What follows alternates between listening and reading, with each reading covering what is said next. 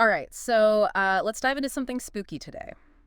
You know, get ready for chills. We're going deep into Duskmourn. Duskmourn, yeah. Duskmourn, using a couple of sources. We've got excerpts from this Magic the Gathering story called Duskmourn, House of Horror, Okay. and then also a YouTube video that kind of retells the same story. Interesting. And what I think is really fascinating about this story is the way it blends ordinary life with, the supernatural. Right. So we start off with like a normal family moving into a creepy old house. Oh, okay. But there are definitely some twists and turns that'll freak you out, I think. Classic. I like it already. What really stood out to me right off the bat was how they use imagery to like set the stage. Yeah. You've got this family dressed in like their most normal clothes, Right. trying to fit into this like, Cookie cutter. cookie cutter neighborhood. Yeah. But then their teenage daughter, Marina, Mhm. she stands out. She's got this whole gothic style. Yeah. Almost like foreshadowing, right? Cool. Like a hint of the darkness to come. It's like she's drawn to it. Yeah. Like she's instinctively Yeah. pulled towards the creepiness while her parents are just trying to, Maintain normalcy. be normal. Exactly. And the house itself is like playing along. It's like almost welcoming them in a way that's both inviting and super unsettling. Oh, interesting. Like the door swings open on its own, curtains are fluttering even though there's no breeze. Creepy. Yeah, it makes you question what's real, right? Totally. And then on top of that, you have this recurring theme of patience. Mm-hmm. It's like the house or whatever's inside is just waiting, Ooh. biding its time. Like it's got a plan. Yeah, exactly. And it feels like it knows that Marina's the key. Right? Like it's waiting for her, almost like this patient house, adding a whole other layer of dread. It's like intelligent, Yeah. calculated. Makes it even more scary. Yeah. What do you think as the listener? I mean, does the idea of a house like waiting for its victims make it even creepier? Oh, for sure. Yeah. It's like the house is the predator and the family, especially Marina, are the prey. Totally. But here's where things get a little wild. We go from this like classic horror setting to the world of Kamigawa, Kamigawa. Interesting. which is this fantastical plane. It's full of magic and spirits. You've got the emperor ruling over it. You've got the moon folk. Okay, so full fantasy mode. Yeah, full fantasy mode. All right, so this is where we actually get to the main plot. This shift in setting introduces us to Kaido Shizuki. Okay, He's a ninja and a planeswalker. cool. Now, for anyone who needs a refresher, planeswalkers. They're super powerful. They travel between dimensions. They can hop between worlds. Yeah, we call those planes in this universe. So hold on. Are you saying that this normal house, this family's nightmare, is part of a much bigger story? Exactly. We're zooming out, seeing a much larger picture. Wow. And Kaido's right in the middle of it. Yeah, we find out he's been sent to retrieve a scroll. And the family's experience in the house, that's just part of what's in the scroll. What's interesting is Kaido can just travel between these planes, no problem. Oh, really? Yeah, no need for help. Yeah. Which makes him different from others who have to use these omen paths. Empaths. It's a new network for interdimensional travel. Gotcha. So he's like got a VIP pass to go wherever he wants, while everyone else is stuck taking the bus. You got it. But even with his special abilities, Kaido's mission isn't easy. Yeah. He runs into the Emperor. Oh, Not only does she know he snuck into her stronghold, no. Oh. she asks him for his help. She wants him to rescue this young boy, Nashi, who's vanished into another dimension. Another dimension, of course. Right. It's always another dimension. It's never simple. And to make things even more complicated, the relationship between Kaido, the Emperor, and Nashi, it's all tangled up. How so? They're all dealing with grief and guilt Oh, wow. over the death of Nashi's mother. So it's not just a rescue mission, it's personal. So it's a personal quest mixed with a rescue attempt, all wrapped up in this interdimensional mystery. You got it. Gotcha. And to make it even more interesting, the Emperor puts together a team to help Kaido. Who's on the team? First, we have Tyvarkel. Tyvarkel. He's an elf prince from Kaldheim. Strong, powerful. So he's the muscle. Yeah, you could say that, but there's more to him than just brute force. Okay. What's interesting about Tyvar is he's lighthearted. Oh, that's good. A nice contrast to Kaido, who's all serious. It's like you're going to see some dynamics there, I can already imagine. as they work together.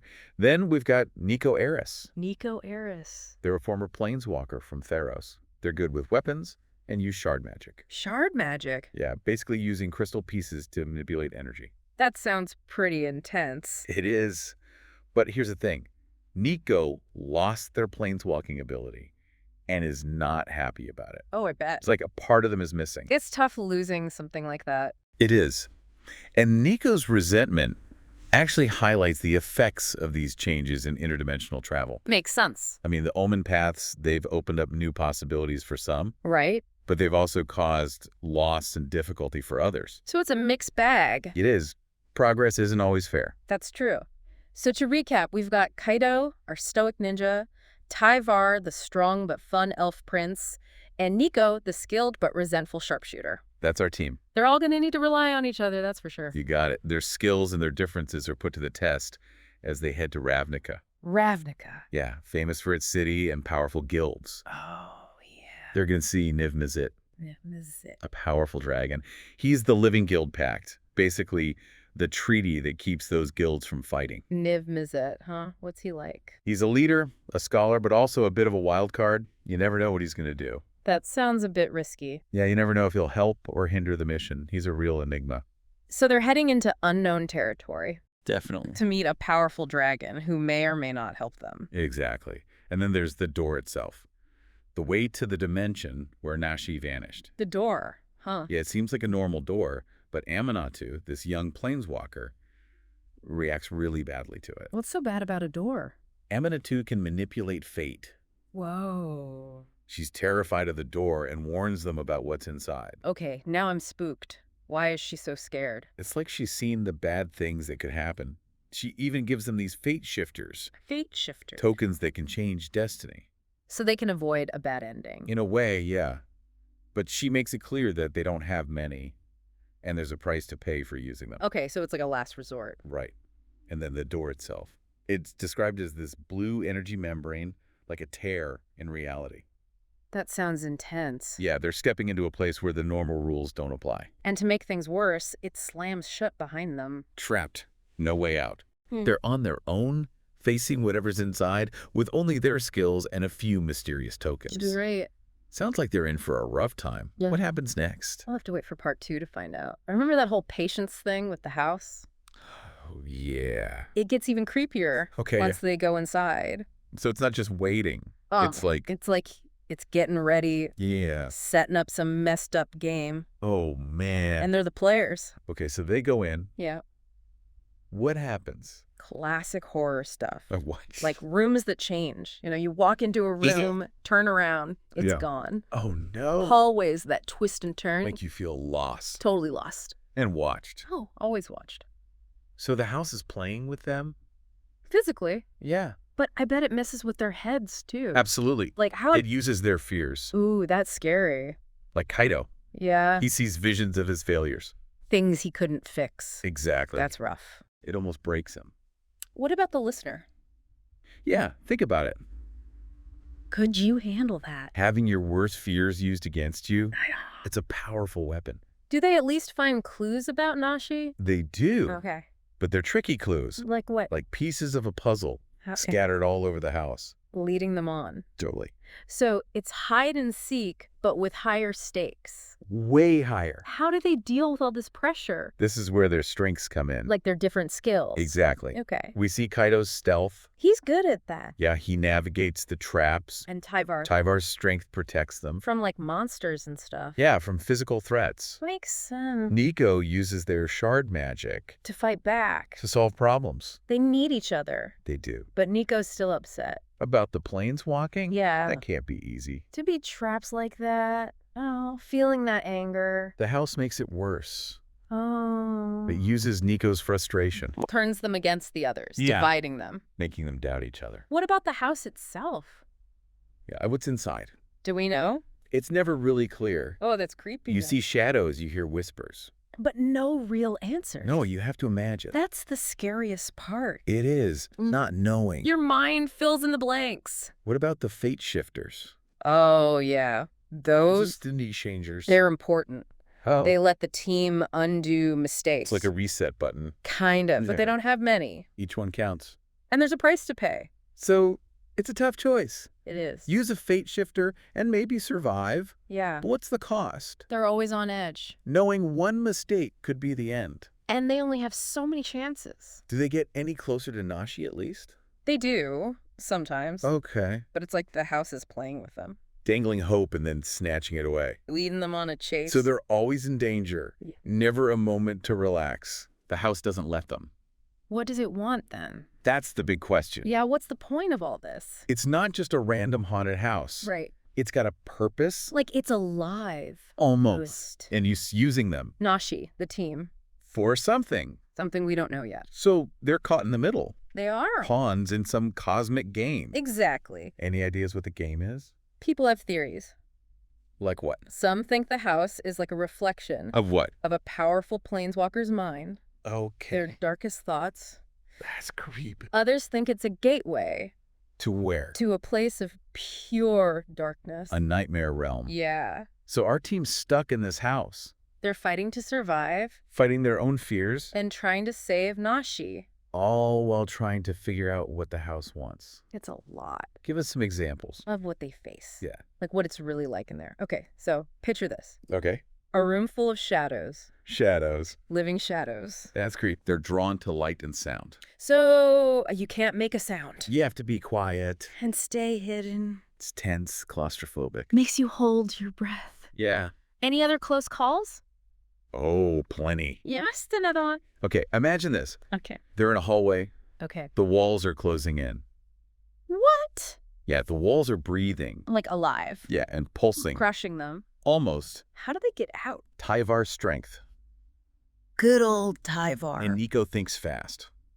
Using their shard magic. They barely make it. Tyvar really is the muscle. He is. But he's more than that. Yeah. He's strong and funny. He keeps them going. Lifts their spirits. Even when it's dark. That's important. It is. But what about the mental stuff? The psychological stuff. Yeah, how does the house get in their heads? It preys on their insecurities. Different for each of them. Yeah. Kaido's past failures. His regrets Nico's anger. over losing their powers. But it twists their pain. Uses it against them. So they're fighting the house. Yeah. Fighting each other. And fighting themselves. That's rough. It is. They really need to trust each other. They do. Survive. But the house makes that hard. It's like it wants them to break. Yeah. So they're fighting on all these levels. They are. And we still don't know what the house wants. The mystery continues. Will they make it out? We'll have to find out in part 3. Last time we left our rescue team Oh, yeah. in a bad spot. Really bad. They're in this house. The house, yeah. It's like alive. And not very friendly. They're fighting monsters. Yeah. Fighting their own fears. All those insecurities. And fighting each other. The house loves that. It's messing with them. Big time. So what happens next? Well, they find Nashi. They find him. Yeah. Finally, there's a But always but with this house, Okay, what is it? Nashi's different. Different. The house got to him. It changed him. Yeah, like twisted his mind. Oh, man. He doesn't even recognize them. That's awful. It is. So now they have to save him. From the house. From itself. Yeah, it's like a double rescue mission. How do they do that? Kaido steps up. Kaido the ninja. Yeah. What does he do? He knows Nashi really well. Okay. He remembers how much Nashi loves stories. Stories. Yeah. Like adventures. Exactly. So, Kaido tries to reach him. through stories. Yeah, like reminding him who he is. Fighting the house with words. You could say that. Does it work? It's tough. Okay. It takes time.